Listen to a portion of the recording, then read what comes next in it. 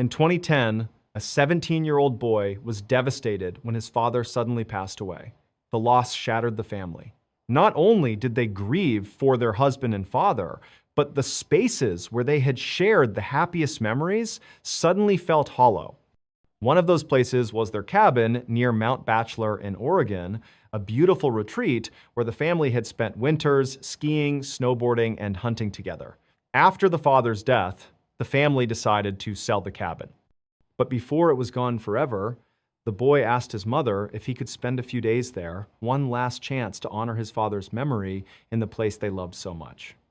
She agreed, and with his father's car, which had been willed to him, and the family dog Midnight, he set out for the cabin with snacks, drinks, and plans to play games, snowboard, and remember, the cabin itself was 2 stories built into the side of the mountain. The back was pressed into the slope with no windows except a small one in the bathroom. The front was wide open, lined with glass panes and a balcony off the master bedroom. It stood alone in a small clearing, surrounded on all sides by dense pine forest. Among the trees in front of the house was one that stood out, a tall pine with a thick horizontal branch about 20 feet up, perfectly shaped like a seat facing the cabin. The boy called it the sitting tree. For the first 2 days, the stay was everything he had hoped for. He played video games, ate snacks, took Midnight out to roam, and even went snowboarding. It felt almost like he was bonding with his father again. But on the 3rd morning, after a heavy snowstorm, he stepped outside with Midnight and noticed something that unsettled him. Fresh footprints in the snow prints that weren't his led from the woods to the clearing and then circled around the back of the cabin, disappearing up the slope. He told himself it must have been a hiker or a neighbor, though both were unlikely. Still, he forced himself to shake it off.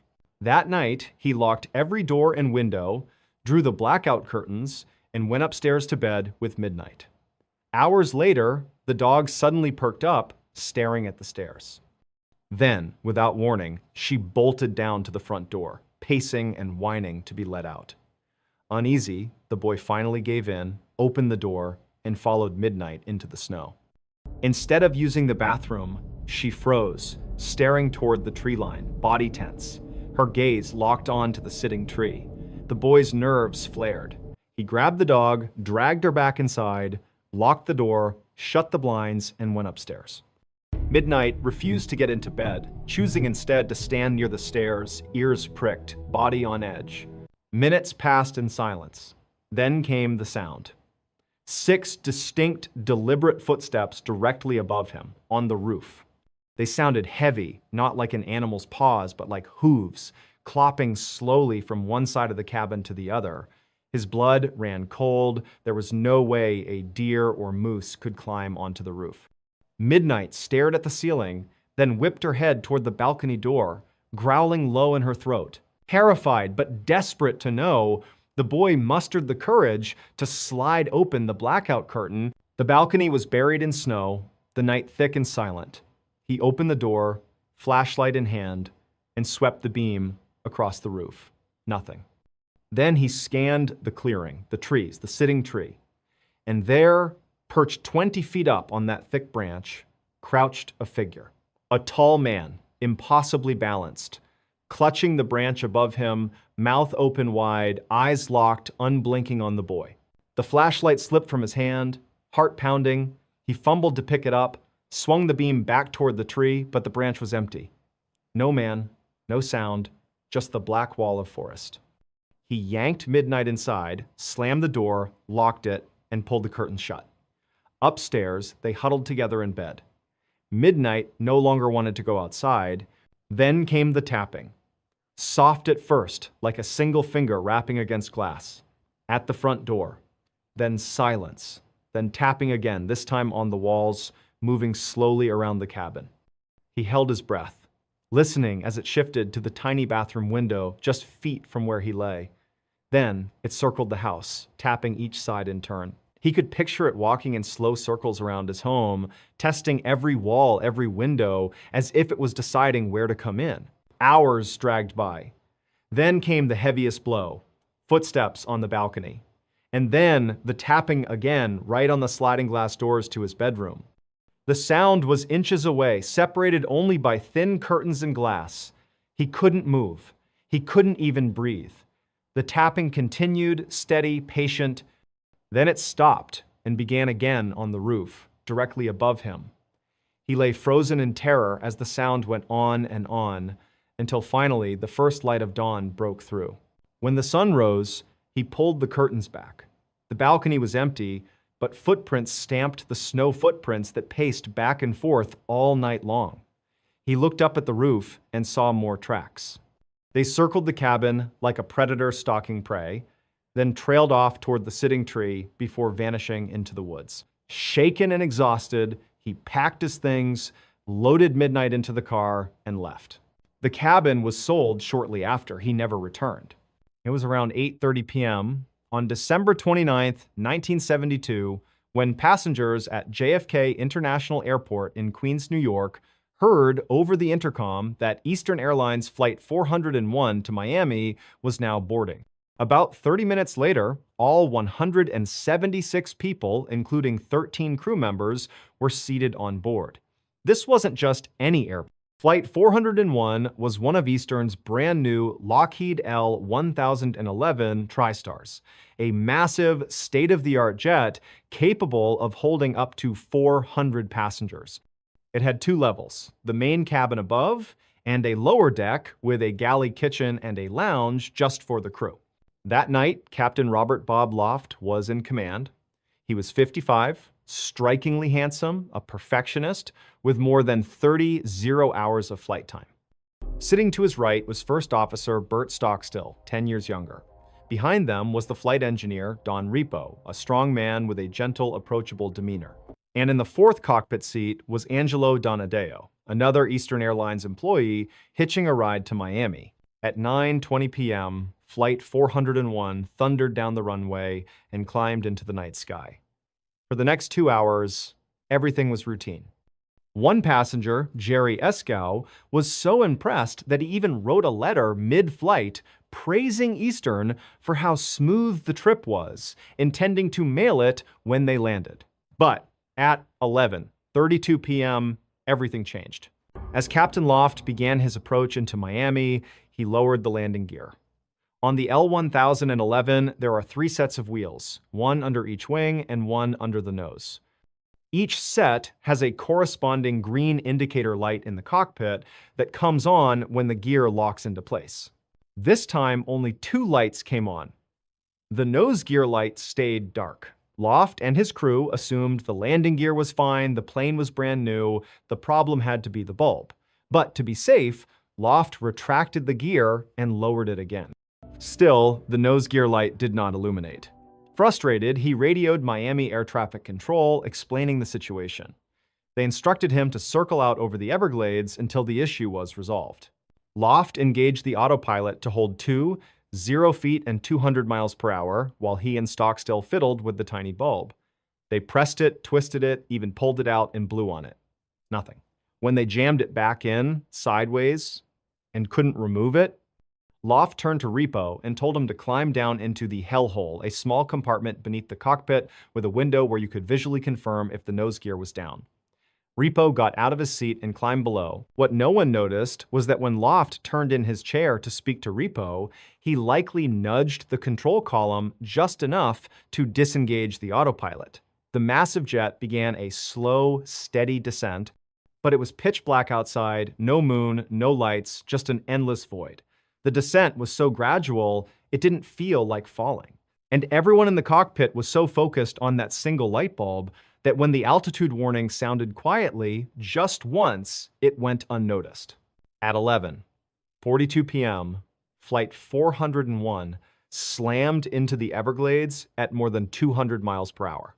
5 miles away, a man named Robert Marquis, out hunting frogs with a friend on an airboat, saw the massive orange flash. He fired up his boat and sped toward it. The impact was catastrophic, but oddly survivable for some. Because the descent was shallow and the Everglades were soft, muddy terrain, the crash wasn't as instantly fatal as it might have been. Of the 176 on board, 77 survived: Captain Loft, First Officer Stockstill and Flight Engineer Repo did not. Marquis and his friend were the first on scene, pulling survivors from the wreckage until Coast Guard helicopters arrived. By morning, the cries for help had gone silent. The investigation would reveal the nose gear had been fine all along. The light bulb had simply burned out. The official cause was human error. But that was not the end of Flight 401's story. In the months and years that followed, something strange began happening inside Eastern Airlines. Employees started reporting eerie encounters, ghostly apparitions of Captain Loft, of Don Repo.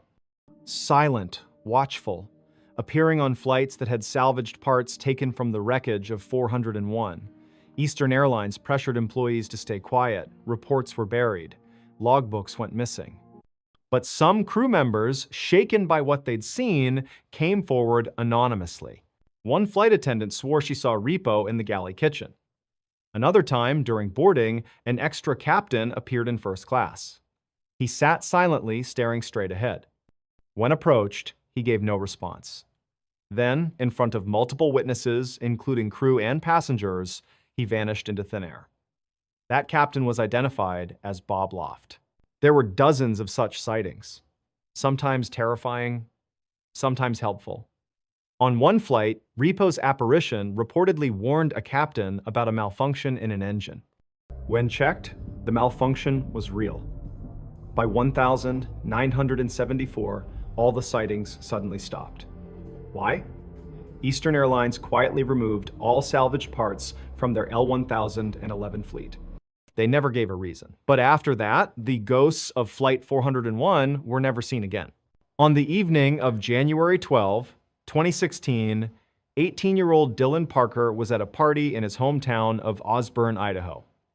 Late into the night, he decided it was time to leave. Since it was snowing and bitterly cold outside, Dylan phoned his mother and asked if she could meet him at the gas station just down the road from where the party was being held. When his mother answered, she could immediately tell Dylan had been drinking. His voice was slurred, and he sounded unsteady. She was angry because he was underage, but despite her frustration, her priority was to get her son home safely. She told herself she could deal with his behavior tomorrow, and she agreed to pick him up. As she drove toward the gas station, her phone rang again. This time, Dylan's voice was frantic, panicked. He demanded to know where she was, sounding almost terrified. His mother tried to calm him down, explaining she was only a minute away and would be there shortly. Then the call suddenly ended. When she pulled into the gas station, Dylan was nowhere to be seen. She tried to call him back, but now his phone was switched off. She went inside the gas station, asking if anyone had seen her son. The employees said no.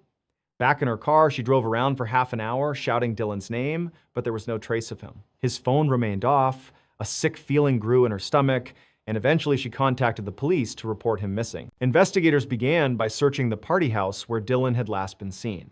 Friends confirmed that he seemed fine when he left, simply telling them his mom was picking him up. Authorities expanded their search across town, but they came up empty. For days, nothing turned up. Then, 10 days later, Dylan's body was discovered by accident. Two people had crashed their ATVs during a late-night ride. When they returned the next day to retrieve their vehicles, they stumbled upon Dylan's remains. His body was found outside of town, high on a forested hillside. To reach this location, Dylan would have had to walk in the opposite direction of the gas station. Toxicology reports showed he had consumed alcohol, but locals knew Dylan was familiar with the area. The gas station was in the well-lit center of town. It would have been obvious to him he was heading the wrong way, deeper into darkness. Yet somehow, he ended up on that isolated hill. The details surrounding the discovery were even stranger. On the night Dylan disappeared, there was plenty of snow on the ground. In the 10 days until his body was found, no new snowfall occurred, nor had temperatures warmed enough to melt existing snow. If Dylan had walked into the forest, his footprints should still have been visible. But there were no tracks at all around where his body was found. No footprints, no tire marks, nothing. It looked as though he had simply been dropped from the sky. Another unsettling detail: Dylan's pants and boots were missing. Given the rough, snowy terrain he would have had to cross, Investigators expected his socks to be filthy, torn, maybe even soaked in blood from cuts. Instead, his socks were clean and his feet showed no injuries at all. It was as though he had somehow arrived there without ever hiking through the woods. Despite extensive searches by officers and tracking dogs, his missing clothing and boots were never found. The official cause of death was ruled hypothermia, but David Roos, the deputy coroner, publicly expressed his doubts. He argued that the circumstances didn't add up and that Dylan may have been attacked.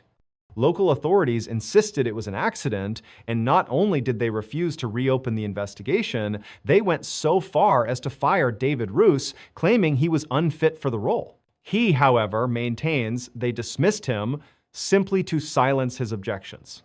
And so the unsettling questions remain. How did Dylan end up on that hillside without leaving tracks in the snow? Why were his pants and boots missing? And why were his socks clean and his feet uninjured despite the treacherous terrain?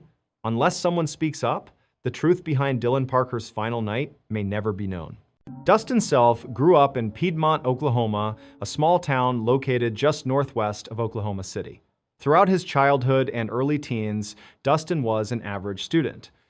His grades were nothing spectacular, and he didn't seem to take academics too seriously. But during his senior year of high school, he discovered weightlifting, and everything began to change. It gave him purpose, structure, and confidence.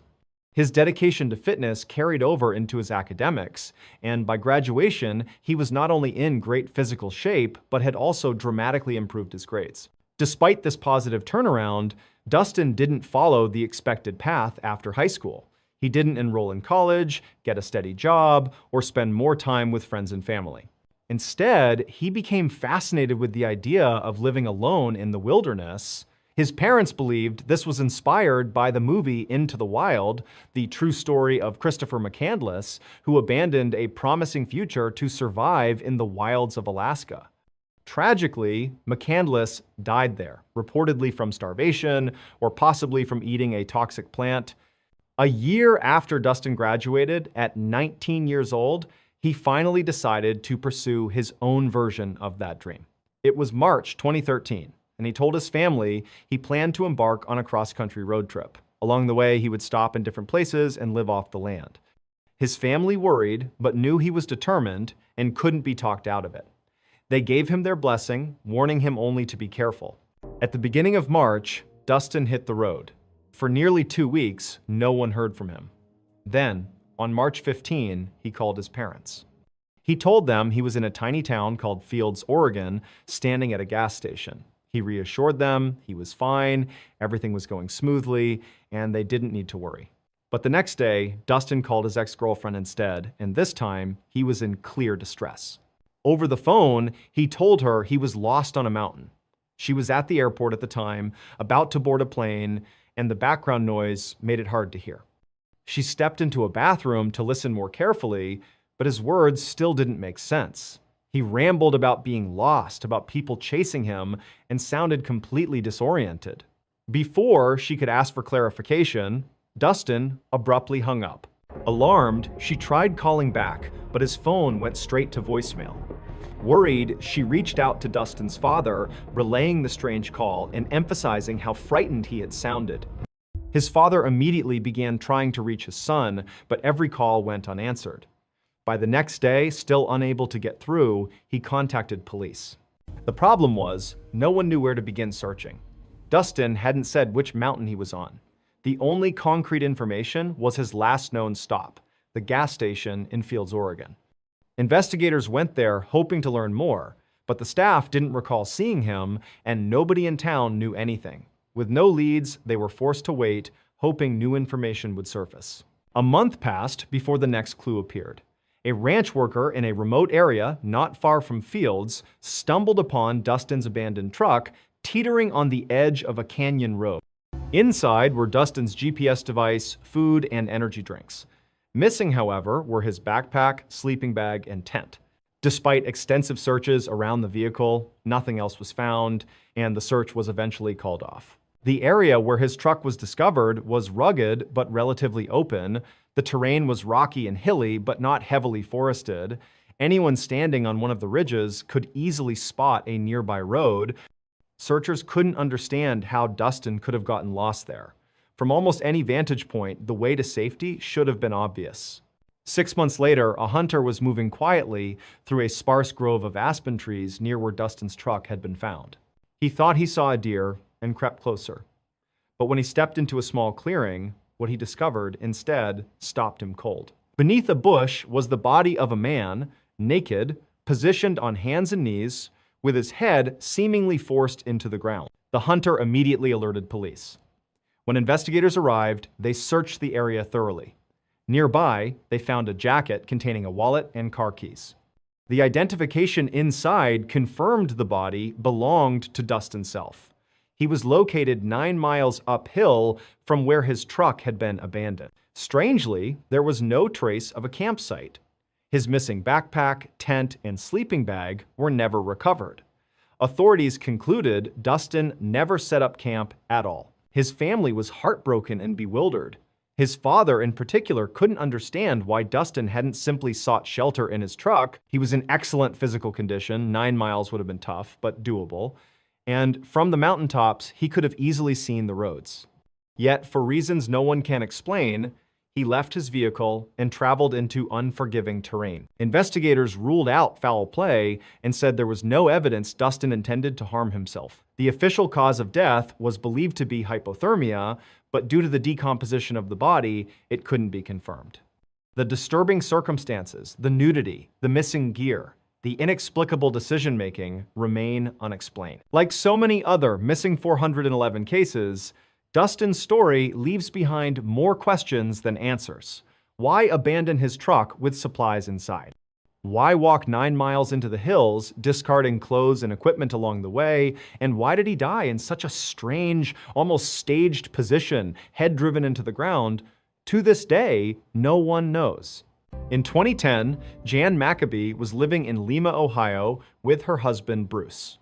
Lima sat about 80 miles southwest of Lake Erie. Jan had built a thriving career as a booking agent for musicians, entertainers, and bands, but her true passion had always been deer hunting. When hunting season opened that September, she was eager to get out into the woods. On the morning of September 29, the weather was gray, damp, and chilly. But by the afternoon, when Jan was preparing to head out, the sun had broken through and the temperatures warmed. She told Bruce around 5 p.m. that she was leaving, and by 5:30, she had reached her tree stand. This wasn't some deep wilderness, just a patch of forest she knew well. There were houses nearby, farmland, and even a high school a mile north where her nephew attended, but from her tree stand, all she could see were trees. Jan's favorite hunting method was to climb 15 feet up into her stand with her bow and arrow and wait for deer to wander past. Once settled in, she began casually texting a friend on her BlackBerry, glancing up occasionally to scan for deer. Throughout, she could hear the normal soundtrack of the woods, squirrels rustling, crickets chirping, birds calling. Around 6 p.m., her texting conversation tapered off. She returned to simply watching her surroundings. By 6:20, no deer had appeared, and boredom began to creep in. To pass the time, she decided to take a selfie. She snapped a photo, lowered her phone, and instantly noticed something was wrong. The forest had gone utterly silent. Every bird, every cricket, every squirrel, it was as if someone had flipped a switch. Jan was an experienced hunter, and she knew this type of silence usually meant a large predator was nearby. But this felt different.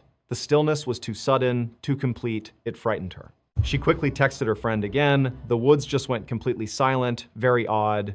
The moment she sent the message and lowered her phone, she froze. About 20 feet away, in the branches of a tree across from her, something was moving. What she saw was the strangest and most terrifying thing she had ever laid eyes on. It looked like a shimmering distortion, as though the air itself was alive. She compared it to the mirage you see on a hot day above pavement, except this had shape, mass, and intent. To Jan, it resembled the faint outline of a person wrapped in transparent plastic. Convinced it might be her eyesight, she rubbed her eyes. But when she looked again, the figure had shifted closer, perched on a lower branch, as though it were watching her.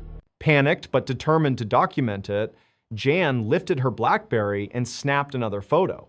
Just then, the strange distortion slipped behind the tree and vanished.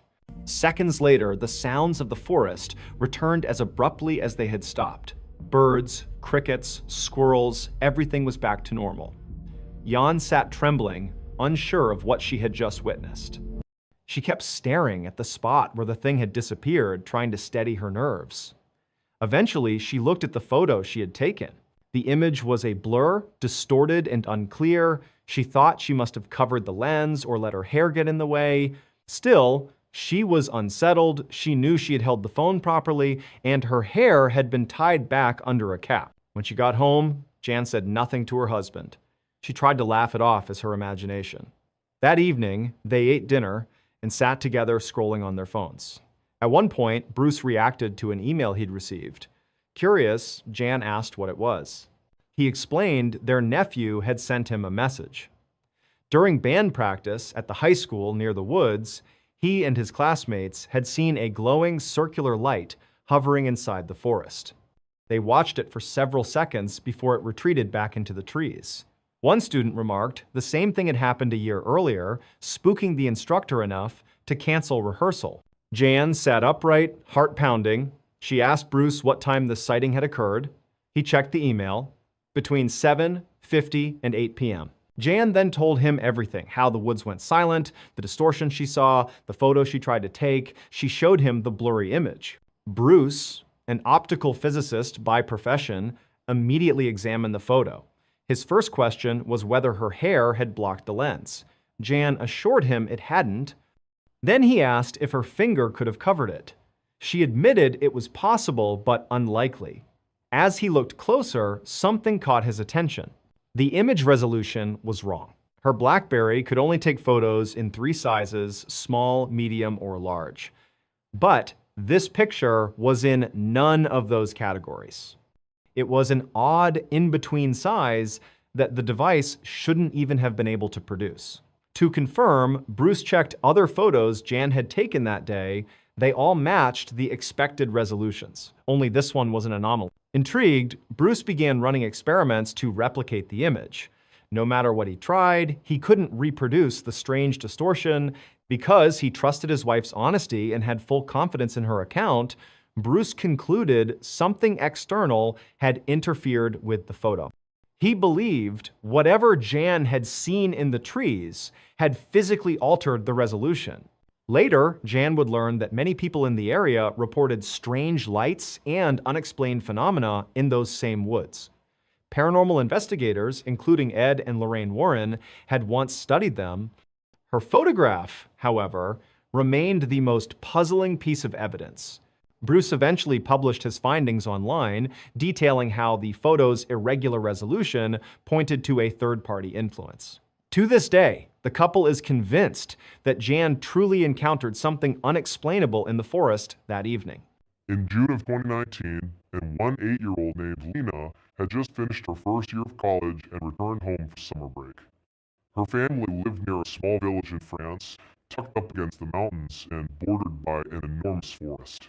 Lena had grown up wandering that forest, often alone, but sometimes with her father or siblings, and she knew the terrain like the back of her hand. Her favorite spot was a man-made lake hidden near the center of the woods. Though modest in size, the lake was breathtakingly scenic and incredibly peaceful, making it her personal sanctuary. To reach it, Lena would leave her home, drive a few miles down a rural road, and park on a narrow shoulder.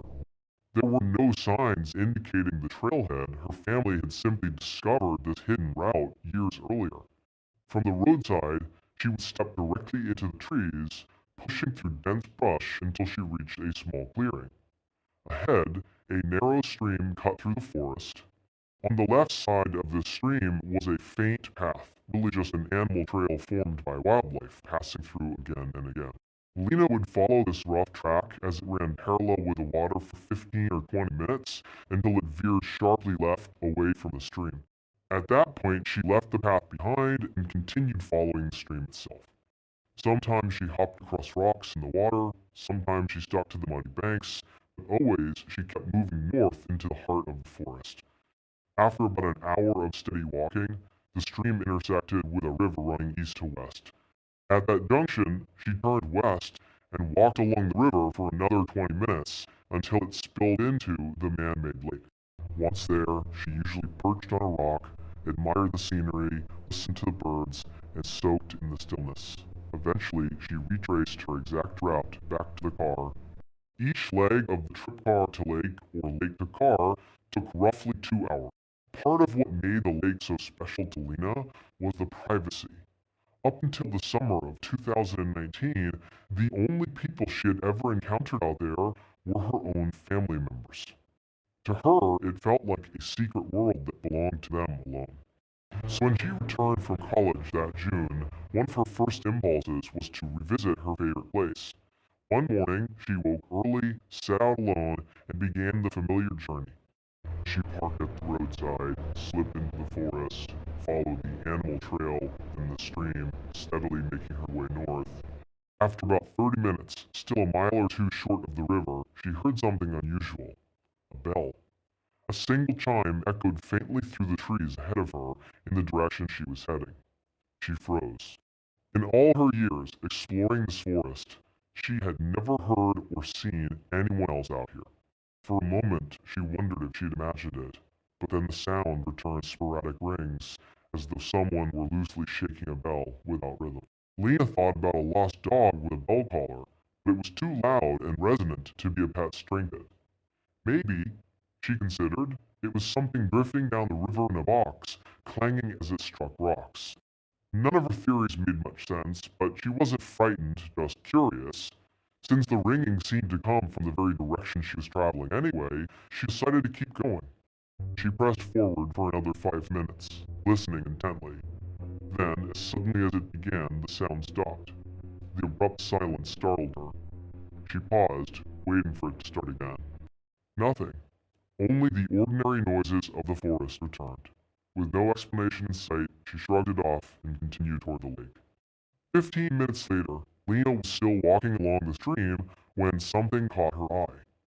Ahead on the left bank was a shape that might have been a rock or an animal. Drawing closer, she realized it was the body of a beaver. Its head was missing. Finding animal remains in the forest wasn't strange in itself. Predators left kills all the time, but the way this one had been decapitated sent a chill through her. The cut on its neck was disturbingly clean, as though made with a sharp blade. The head was nowhere nearby, and the rest of the body was untouched, suggesting it hadn't been killed for food. Kneeling closer, Lena noticed another unsettling detail. There was no smell. Fresh kills don't reek right away, but decomposition sets in quickly. A lack of odor suggested it had been killed very recently.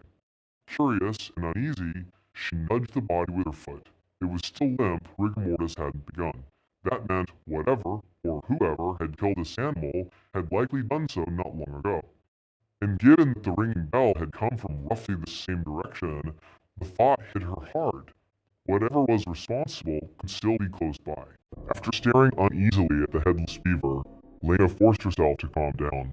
It was broad daylight, she reminded herself. She spent years in these woods, and never once had she run into danger. Surely there was a logical explanation. Stepping over the carcass, she continued on, eventually reaching the river, turning west, and walking until the lake appeared before her. She sat on a rock, admired the water, let the sounds of nature soothe her, and then retraced her steps back the way she'd come. Passing the beaver again, she followed the stream, hiked out of the woods, and drove home without incident. About a week later, restless at home, Lena decided to return to the lake. She told her parents where she was going, grabbed her keys, and drove to the familiar pull-off. It was around 6 in the evening, and with sunset scheduled for 9, she knew her window was limited. If she moved quickly, she could make it there and back before darkness set in. She entered the woods, found the animal path, then the stream, and began following it north. Soon, though, she heard the low rumble of thunder. Looking up, she saw the sky already darkening. Though sunset was still hours away, a storm was approaching fast. But Lena was determined. Instead of turning back, she broke into a jog, hoping to reach the lake before the rain became too heavy. It started with a sprinkle, but by the time she passed the beaver's corpse, Still lying in the same place as before, the sky opened up. Sheets of rain poured down. 15 minutes later, when she reached the river, the downpour was in full force. Still, she pressed on, turning west toward the lake. But only a couple minutes into this final stretch, she checked her watch. It was already after 8:00. She froze. Reaching the lake would mean another 40 minutes added to her round trip, and sunset was fast approaching. Even if she turned around now, it would take an hour to get back, much of it in the dark. Factor in the storm, the slippery ground, the risk of losing her way. She realized continuing was reckless. Reluctantly, she turned back toward home. The rain hammered down, soaking her clothes, dripping into her eyes. To keep her footing on the slick rocks, she walked with her head down. 15 minutes into a return journey, something smacked her hard on the top of her head. She gasped, threw up her hands, and looked up. Dangling directly above her, suspended by a rope from a tree branch, was the same beaver. Only now, its head had been stitched grotesquely to its front paws, as though it were holding it. The lifeless body swung in the storm, dripping water. Lena staggered back, gagging, rubbing furiously at her hair where it had brushed against her. But as her revulsion ebbed, another realization struck her. When she passed this exact spot 30 minutes earlier, the carcass had still been on the ground. Someone had returned in that short time, retrieved the beaver, mutilated it, and strung it up, which meant whoever had done it was probably still close. Her heart thudded in her chest. She whipped her head around, scanning the trees, but the forest was empty. Drenched, shaking, the light fading fast, she forced herself to keep moving. Lena edged past the dangling beaver, whispering to herself to stay calm. Just walk. Don't run. If she bolted, she feared panic would take over. But as soon as she left it behind, the hairs on her neck prickled. She could hear movement branches snapping, something pacing just out of sight. Her pace quickened despite her resolve until she broke into a full sprint, splashing through the stream, slipping on rocks, lungs burning. After several minutes, she stopped, doubled over, gasping for breath. That's when it returned the bell. Sporadic, uneven chimes, echoing through the trees. The same sound she'd heard the week before, only now, in her panic, she couldn't tell where it was coming from. Left, right, behind every direction seemed filled with it, and it was getting closer. Terrified, she yanked her phone from her pocket, hands trembling, and dialed her father. When he answered, she sobbed into the receiver, barely able to form words.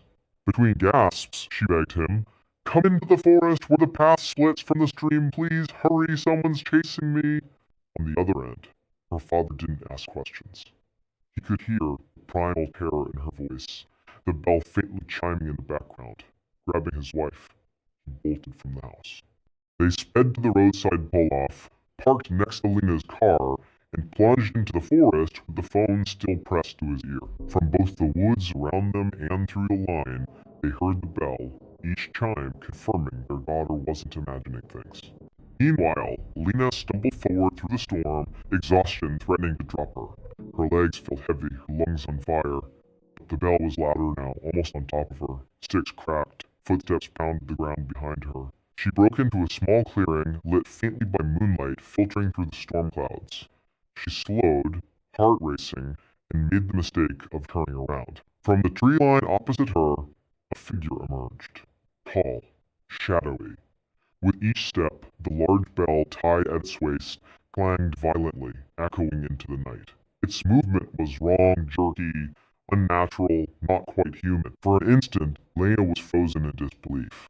Then a surge of adrenaline hit her like lightning. She spun and the bell grew faster, louder, each time a footfall gaining on her. Desperate, she screamed into the storm, "The police are ahead! They're waiting for you!" But the figure didn't slow, it kept coming. At that same moment, Lena's father, unable to wait at the meeting point, sprinted deeper into the woods, following his daughter's screams. And then through the trees, he saw her. Lena burst into view, eyes wide with terror, sprinting straight toward him. He grabbed her, lifted her, and ran back toward his wife. The three of them didn't stop until they were out of the forest, back at the car, all of them crying, shaking, too shocked to speak. Later, at the police station, Lena filed a report. Officers searched the area the next morning, but the beaver was gone, her dropped bag was missing, and the only trace they found was a neatly folded t-shirt placed under a rock near the stream. The authorities suggested it was probably a disturbed person living in the forest who wanted to scare her away. But Lena couldn't accept that. In her mind, the figure wasn't just trying to frighten her, it was hunting her. And had her father not reached her in time, she was certain she wouldn't have made it out alive. Even now, when Lena looks back, one memory stands out most vividly: the way that shadowy figure moved in the moonlight. Wrong, unnatural, less like a man, more like a creature. And though no one has reported sighting since, Lena and her family never set foot in those woods again.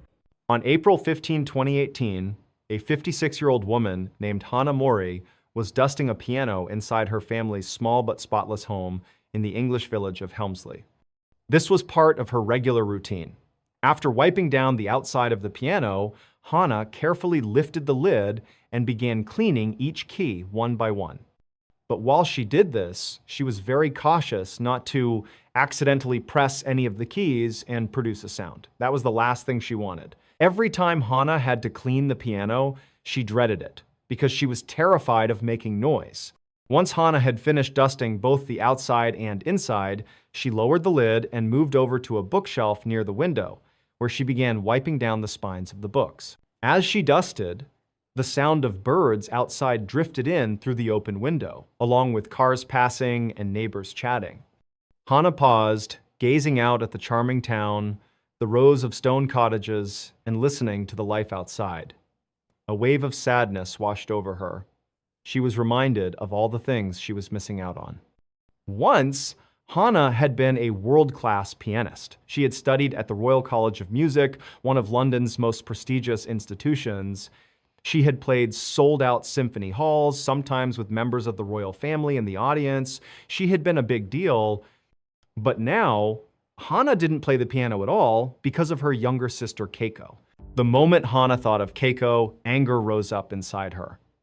Her eyes drifted toward Keiko's bedroom door, which was always closed. For just a second, Hana wished her younger sister had never come home. Because ever since Keiko's return, it was as if the entire family had decided nothing else mattered. Keiko was the only thing that counted.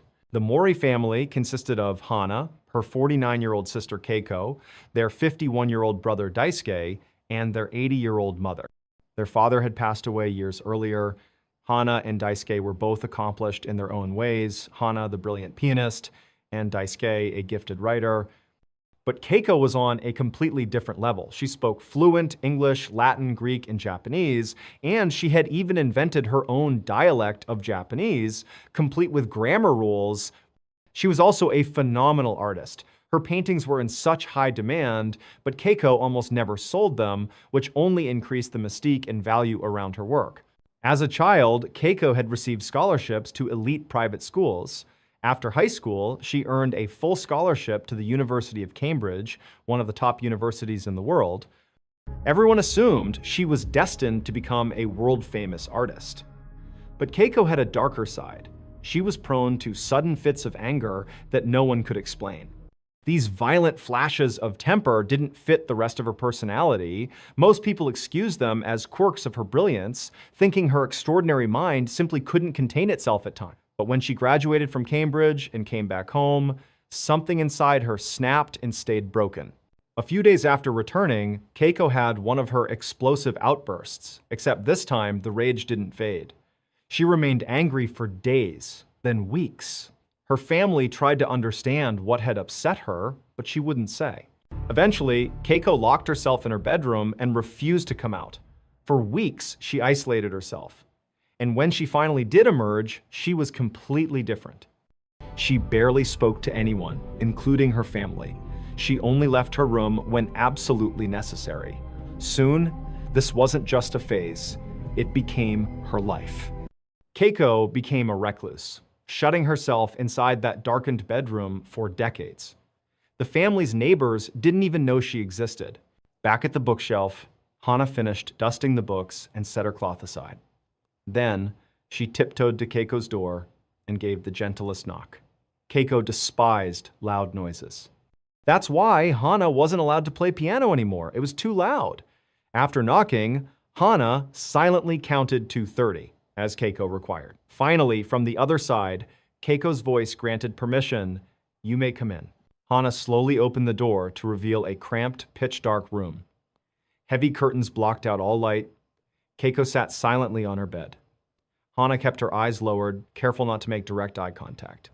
She quietly gathered the dirty dishes from Keiko's table, then turned to leave. Out of curiosity, she tried to steal a glance at what Keiko was working on. Keiko had claimed she was creating a masterwork. She insisted she needed total darkness, complete silence, and full concentration. The family's role was to support her. When asked what this masterwork was, Keiko only said it would be something extraordinary, something that combined her body, her mind, and even her family. But she never explained further. Hana couldn't see anything in the dim room, so she quickly turned away, carried the dishes to the kitchen sink, and scrubbed them spotless. Keiko demanded the house remain immaculate. No dust, no dirty dishes, nothing out of place.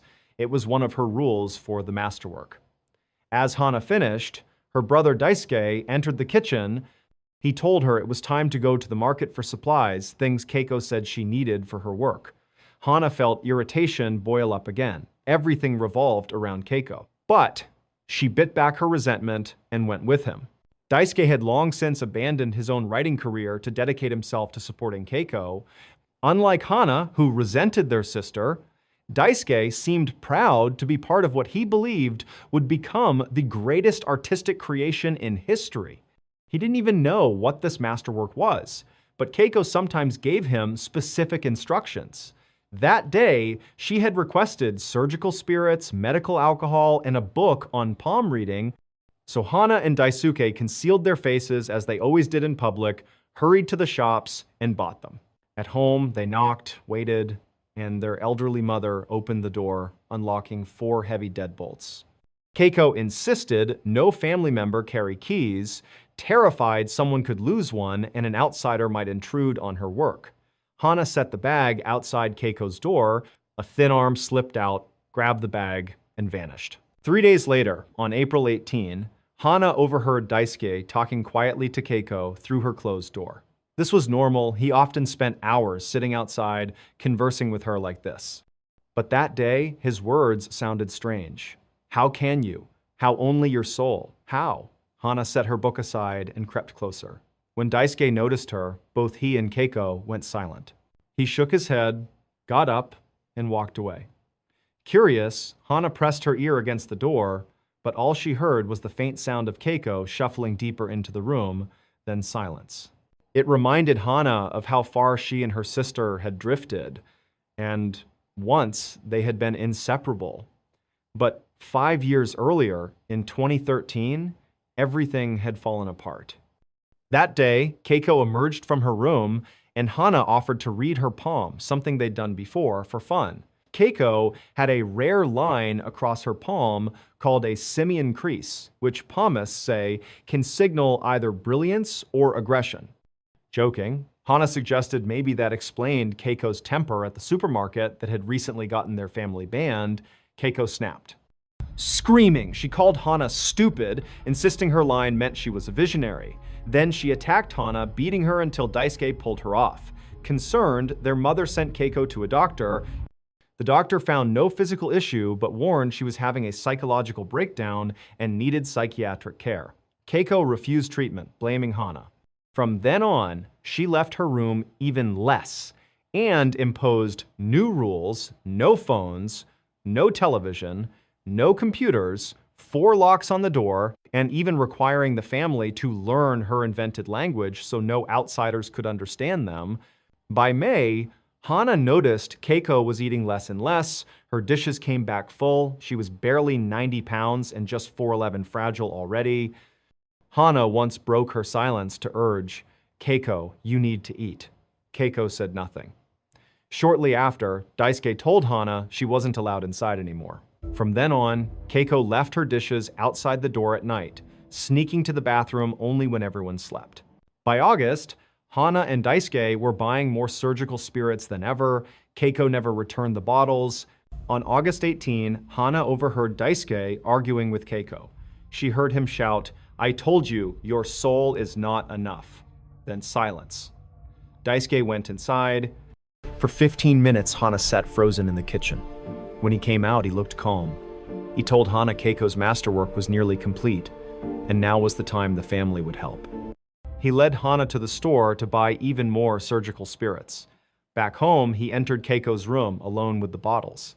Later, he told Hana that Keiko was ready to reconcile. Overjoyed, Hana sat at the door and poured her heart out, apologizing, begging for their bond again. For the first time in years, Keiko didn't bang or scream to shut her up. Hana felt heard.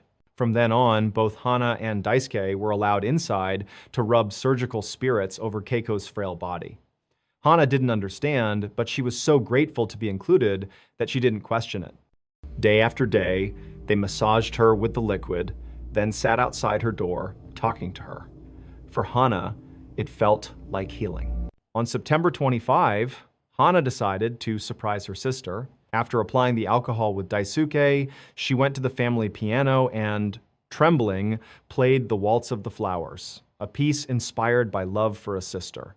She hoped Keiko would understand. She listened for anger, for pounding. There was none. Tears streamed down Hana's face, but then there was pounding. Not from Keiko's room, from the front door. Police. Dozens of officers, firefighters, and EMTs flooded the house. They opened every door until they reached Keiko's. When they opened it, they recoiled. Her sunken eyes, translucent skin, and skeletal body lay motionless on the bed. EMTs carried her out on a stretcher. The truth soon came out. Keiko had stopped eating in April, claiming her visionary soul alone could sustain her. By August, she was dead. When Daisuke yelled, "Your soul is not enough," it was because he realized she wasn't responding, yet instead of calling for help, he believed it was time for the family to assist in her masterwork. From then until September, Hana and Daisuke rubbed alcohol on her corpse daily, convinced it nourished her. In reality, it only preserved her, slowly mummifying her remains. The 3 family members were arrested for preventing a lawful burial. Autopsies suggested Keiko died of starvation, but the official cause could not be confirmed. The court later dropped charges, ruling the family too mentally unstable to stand trial. They hadn't accepted that Keiko was dead. They believed she was still alive, still creating her masterwork. To this day, they remain in that same cottage, their reality forever broken. In 2006, a man named Dave Murphy had just begun his career as a police officer in Salt Lake City, Utah. His first assignment was as a protective services officer, responsible for maintaining security at various county buildings. His very first posting was the Capitol City Theater, an old, elegant landmark dating back to the early 1900s. On his first day in early August, Dave reported to the theater and met his partner, Officer Morgan Matthews.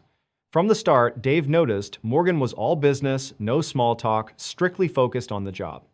The first stop was the control room on the first floor, where monitors displayed the building's security feeds. The theater had 3 floors plus a basement, and while cameras were installed throughout, the footage was grainy and almost useless at night unless lights were on. After showing Dave the control room, Morgan explained they needed to do a full security sweep, something required at both the start and end of each shift. Together they moved through the building, checking every door and every light. When they descended into the basement, Dave was taken aback.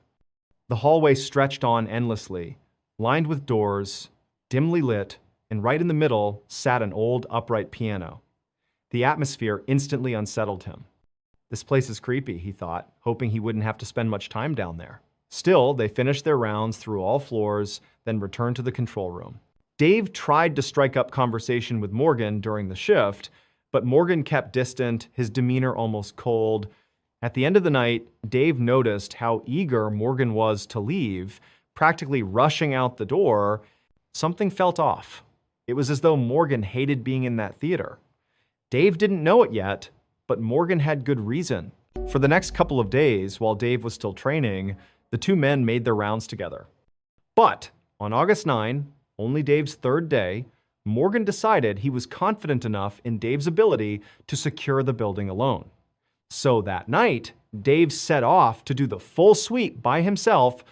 Basement cleared, doors locked, lights off. First floor checked, main auditorium inspected. Second floor, fine. Finally, the third floor, he moved from office to office until he reached the last stop, the rehearsal room. It was the only space without a door. You simply poked your head in, turned on the light, scanned the room, then switched it off again. Dave flicked the light, looked inside, empty. Satisfied, he shut it off and stepped back into the hall. That's when it happened. From directly across the corridor came the deafening slam of a door, the bathroom door. Dave froze, adrenaline surging. His immediate thought was that someone had been hiding in there and had bolted. He raised his radio. Someone's on the third floor. Morgan checked the cameras but saw no one. Gun drawn, Dave held his aim on the hallway, waiting for backup. Then he realized something chilling. The person might not have left at all. They could still be inside the bathroom. And a second thought struck him. Those doors weren't capable of slamming shut. They were fitted with hydraulic closers that prevented them from doing so. When Morgan arrived, both officers leveled their weapons at the bathroom door and burst inside. Every stall, every corner clear, no one was there, and there was no possible exit. Still on edge, they decided the intruder must have slipped away and started a full search of the building. On the second floor, they discovered every light blazing and every door wide open, despite the fact Dave had turned them all off and locked them earlier. Yet once again, room by room, they found nothing. Eventually, they gave up, chalking it up to nerves. But both men left uneasy. 2 nights later, August 11, Morgan was on duty alone. Sitting in the control room, he heard whispers just behind him. Startled, he drew his pistol and stepped into the hallway. The whispers retreated ahead of him, drifting toward the stairwell. At the top of the stairs, he paused, listening. From the basement below came the sound of coughing. His heart pounded as he crept downward. Halfway down, the coughing abruptly stopped. He flipped the lights, swept the hallway empty. As he moved through, checking doors, he suddenly smelled smoke. He unlocked a nearby room, expecting fire, but there was none, only the odor. He searched every space, again and again, but found nothing. Eventually, the smell dissipated. Uneasy, but with no evidence, he let it go. Weeks later, on September 4, Dave arrived early for his shift. Inside the lobby, he overheard staff talking about ghosts. Intrigued, he introduced himself, and one of them, a senior accountant named Blair Fuller, offered a story. Blair recalled a late night a couple of years earlier. Alone in his office on the 3rd floor, he heard the elevator machinery start up. He remembered thinking this was odd, since he was the only one there. He looked out his office window, watching as the elevator rose. Basement, 1st, 2nd, 3rd. The doors opened, empty.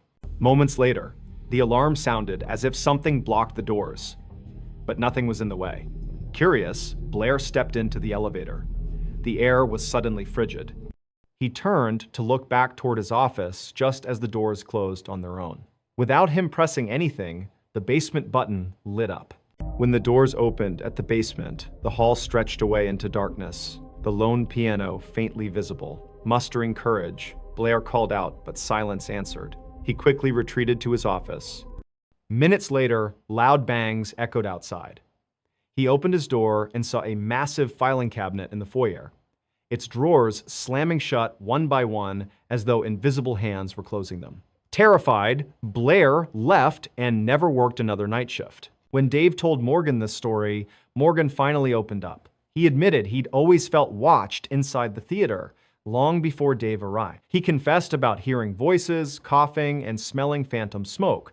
Both men agreed the place was unnatural. To test their suspicions, Dave invited his best friend Greg for a tour.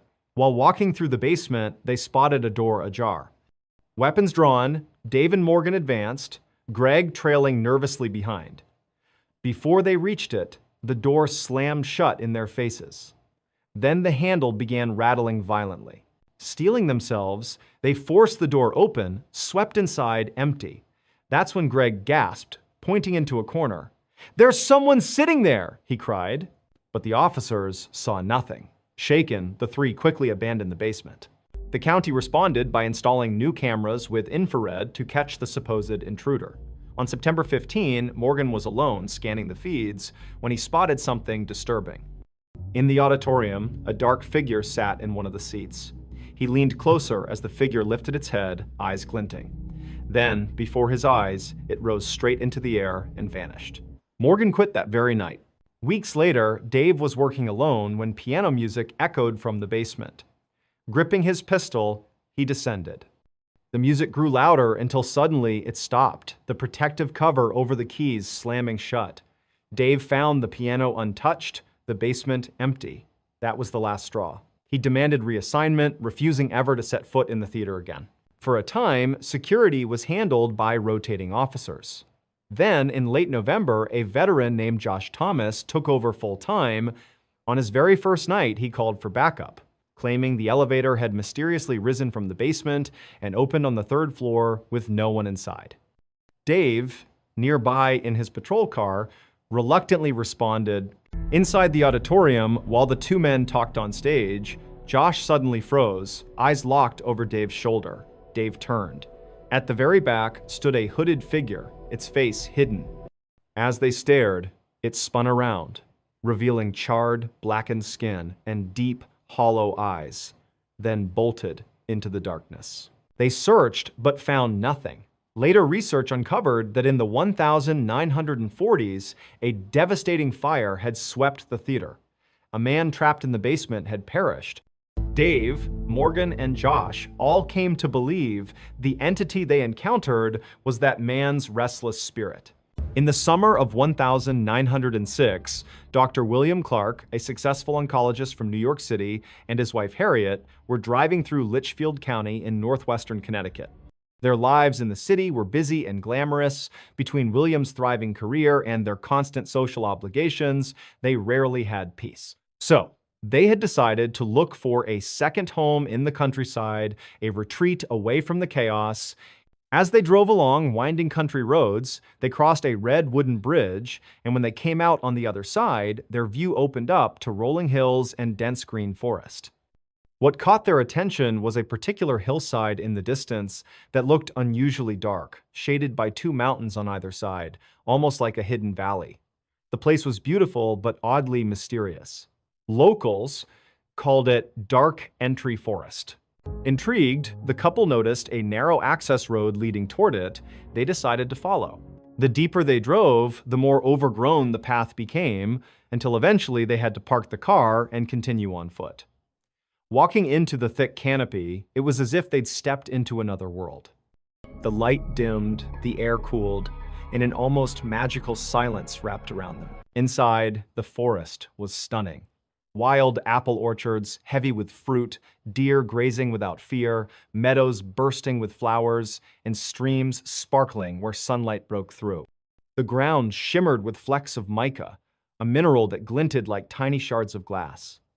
To the Clarks, it felt like something out of a fairy tale. Within an hour, they were convinced this was where they would build their summer retreat.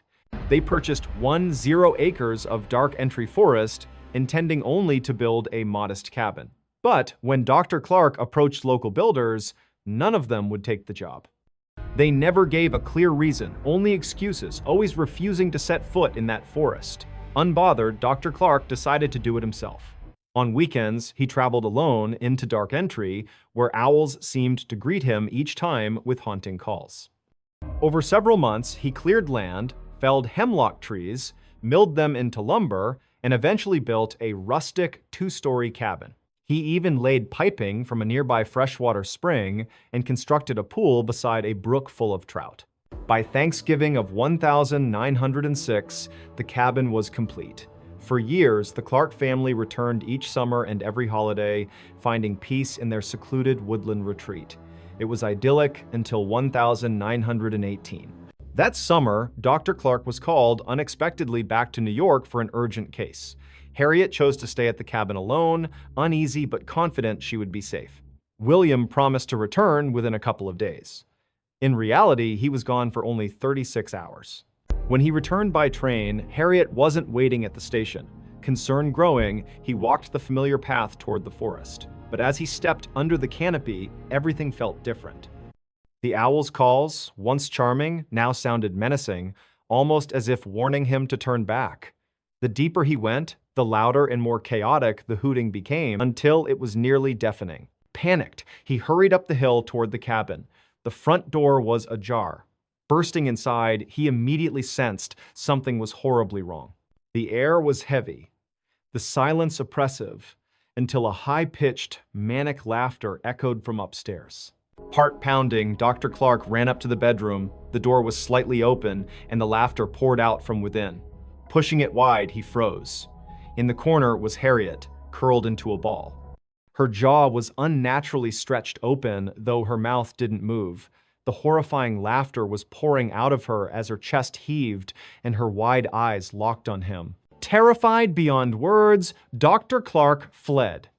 Harriet was later removed from the cabin, muttering only about the strange creatures she had seen outside. Creatures she insisted that kept returning. It was the same claim that many of Dudleytown's former residents had made before the village collapsed into ruin. Because here's what the Clarks never knew. Dark Entry Forest had once been home to a small settlement called Dudleytown, founded in the 1740s. At first, it thrived. But by the late 1700s, tragedy struck family after family. Disease, sudden deaths, bizarre accidents, madness, and strange sightings of shadowy figures in the trees plagued the town. By 1900, every resident was gone, dead, vanished, or driven insane. The last survivor, John Brophy, watched his home burn to the ground before disappearing forever into the woods. From that day forward, Dudleytown was abandoned, its foundations left to crumble beneath the forest. Locals whispered it was cursed.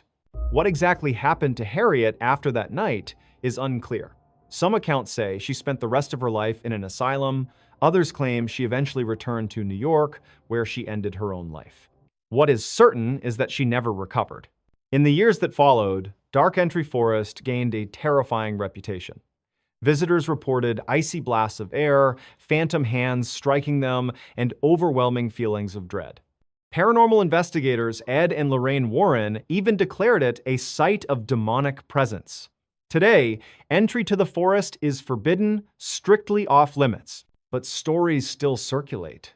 Tales of shadows that move on their own, owls that seem to mock intruders, and laughter, unnatural, high-pitched laughter echoing among the ruins of Dudleytown. On the evening of the 13th of January, 2002, 42-year-old Ronald Huff came back to his Newark, Delaware studio apartment after visiting his grandmother. As soon as he walked inside, he felt terrible. The place was sweltering, but Ronald preferred it that way. He always kept the heat blasting. He tossed his coat over one of the handmade cages scattered across his living room, then staggered toward the phone. Fighting a wave of dizziness, he dialed the auto dealership where he worked and told the office manager he was too sick to come in the next day. When he hung up, he leaned against the counter to steady himself. From behind, a sharp hiss cut through the silence. Without hesitation, Ronald moved to the fridge. Out of habit, he grabbed the handle with his right hand, instantly wincing in pain. That hand was bandaged from an earlier injury.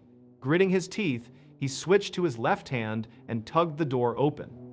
After shutting it again, he went over to the counter, reached into a jar, and pulled out a squirming handful of 2-inch live cockroaches. He dropped them on the floor, watching them scatter in every direction. It was just part of his nightly routine. Feeling weak, Ronald decided he should lie down. But as he crossed the kitchen, the dizziness returned with brutal force. The room spun. He tried to push through it, aiming for his bedroom, but his legs buckled. Stumbling sideways, he crashed against his apartment door, braced himself for a moment, then slowly slid down with his back against the wood, legs stretched in front of him. His eyelids sank shut, and the last thing he heard before slipping into unconsciousness was the sound of roaches skittering and the crunch of bones being chewed. 3 days later, one of Ronald's neighbors heard police radios crackling outside in the hall. Curious, he opened his door and saw 2 officers with the building superintendent standing outside Ronald's apartment. The neighbor liked Ronald. He was a quiet, polite guy, so it didn't make sense why cops would be there. Then again, he realized